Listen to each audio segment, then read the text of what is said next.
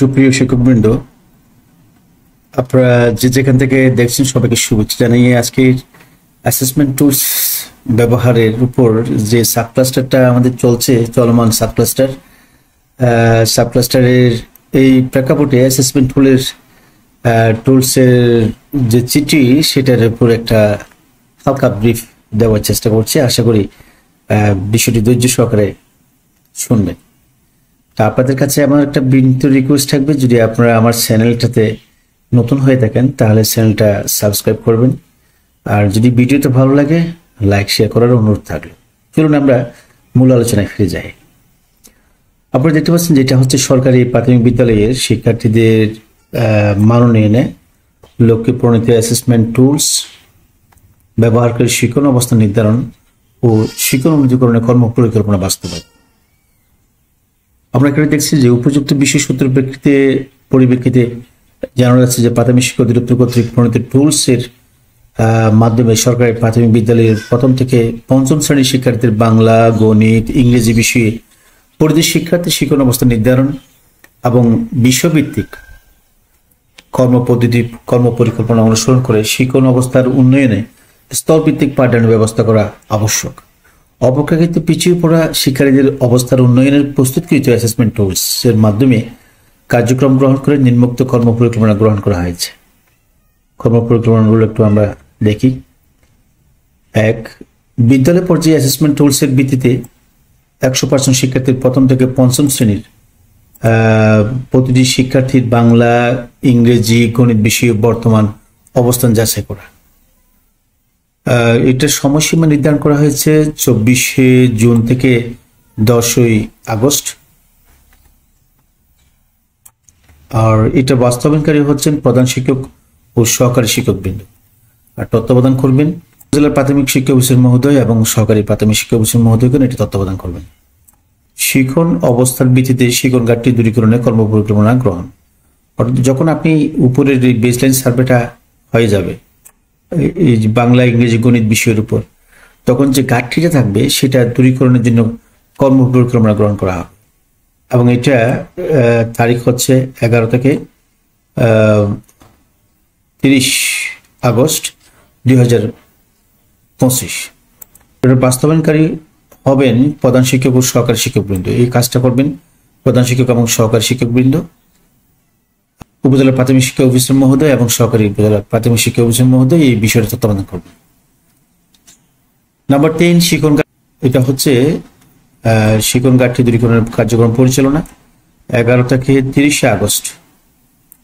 আর এটা বাস্তবায়ন করবেন প্রধান শিক্ষক এবং সহকারী শিক্ষকবৃন্দ। তাহলে দেখেন যে প্রধান শিক্ষক এবং সহকারী শিক্ষক অর্থাৎ ওই স্কুলের শিক্ষকবৃন্দ কিন্তু এই কাজগুলোকে সম্পাদন করতে হবে। তত্ত্বাবধান করবেন যথাক্রমে উপজেলা শিক্ষা অফিসার মহোদয় এবং সহকারী উপজেলা শিক্ষা অফিসার। এটা হচ্ছে টুলস ব্যবহার করে একটি বিদ্যালয়ের 25% শিক্ষার্থীদের মান পুনঃ যাচাই করা।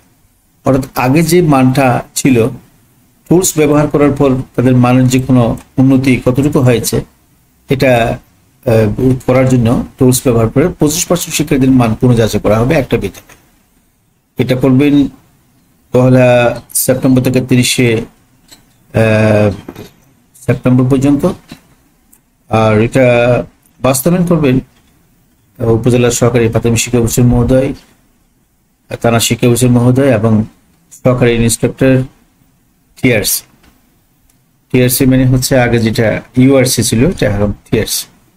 আর এটা বাস্তবায়ন কর্তৃপক্ষ হচ্ছেন তত্ত্বাবধান করবেন ডিপিইউ, জেলা প্রাথমিক শিক্ষা অফিসার মহোদয়। এরপরে আসি আমাদের আরেকটা বিষয়, এটা হচ্ছে টুলস ব্যবহার করে 10% শিক্ষার্থীদের অগ্রগতি যাচাই করা হবে। এটা হবে 1 অক্টোবর থেকে 30 অক্টোবর পর্যন্ত, 1 অক্টোবর 30 অক্টোবর। এবং এটা করবেন উপজেলা থানা শিক্ষা অফিসার এবং ইন্সট্রাক্টর ইউআরসি। এটা বাস্তবায়ন করবেন ডিডি ও ডিপিও মহোদয়গণ। টুলস ব্যবহার করে শিক্ষার্থীদের শিক্ষণ অগ্রগতি চূড়ান্ত, অর্থাৎ এটার যে সফলতা এই বিষয়গুলো চূড়ান্ত একটা পরীক্ষা হবে, চূড়ান্ত যাচাই হবে। সেটা হচ্ছে টুলস ব্যবহার করে শিক্ষার্থীদের শিক্ষণ অগ্রগতি চূড়ান্ত যাচাই, এটা হচ্ছে নমুনা ভিত্তিক। আর এটা 1 নভেম্বর থেকে 30 নভেম্বর মধ্যে হবে। এটা করবেন অধিদপ্তরের কর্মকর্তা, বিভাগীয় উপপরিচালক, ডিপিও, সুপারিনটেন্ডেন্ট এবং এডিপিও মহোদয়। এটা মন্ত্রণালয় করবে, প্রাথমিক ও গণশিক্ষা মন্ত্রণালয়। মূলত এটা হচ্ছে একটা রোডম্যাপ, পরিকল্পনা বলা। উক্ত কর্ম পরিকল্পনা বাস্তবায়নের যে কার্যক্রমগুলো গ্রহণ করতে হবে সেটা হচ্ছে গৃহীতব্য কর্মসূচিতে সক্রিয় অংশগ্রহণ, আর বিভাগীয় জেলা ট্রান্সপোর্ট কমিটি এবং উপজেলা আটক কমিটির সভাপতি সদস্যগণকে সম্পৃক্ত করতে হবে। শিক্ষার্থীদের মান উন্নীতকরণের কার্যক্রম ব্যাপকভাবে প্রচারের ব্যবস্থা করতে হবে এবং বিদ্যালয় পর্যায়ে এই কার্যক্রম বাস্তবায়নের ক্ষেত্রে নিবিড়ভাবে মনিটরিং করতে হবে।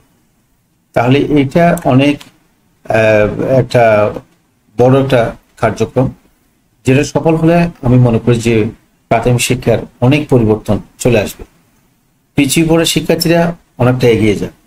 এমত অবস্থায় উল্লেখিত কর্ম পরিকল্পনা মোতাবেক সরকারি প্রাথমিক বিদ্যালয়ের শিক্ষার্থীদের শিক্ষণ অগ্রগতি যাচাই ও শিক্ষণ অবস্থান উন্নীতকরণে প্রণীত টুলস, রেকর্ড ফর্ম, নির্দেশিকা অনুসরণ ব্যবহার নিশ্চিত করার জন্য অনুরোধ করা হয়। সংযুক্ত করা হয়েছে বাংলা, ইংরেজি, গণিত বিষয়ের 1ম থেকে 5ম শ্রেণীর অ্যাসেসমেন্ট টুলস, রেকর্ড ফর্মের নির্দেশিকা প্রতিটি 7 প্রস্থ এবং করণীয় নির্দেশনা পর্যন্ত এখানে দেওয়া হয়েছে। এই তখন আমরা যেটা আলোচনা করলাম এটা হচ্ছে জাস্ট রোড ম্যাপ, অর্থাৎ কর্ম পরিকল্পনা। এখন চলুন আমরা রোড ম্যাপের যে বাস্তবায়নের জন্য যে চিন্তা ভাবনা, যে কাজগুলো করতে হবে এগুলো সম্পর্কে আমরা একটু ক্লিয়ার, পরিষ্কার ধারণা পাবো।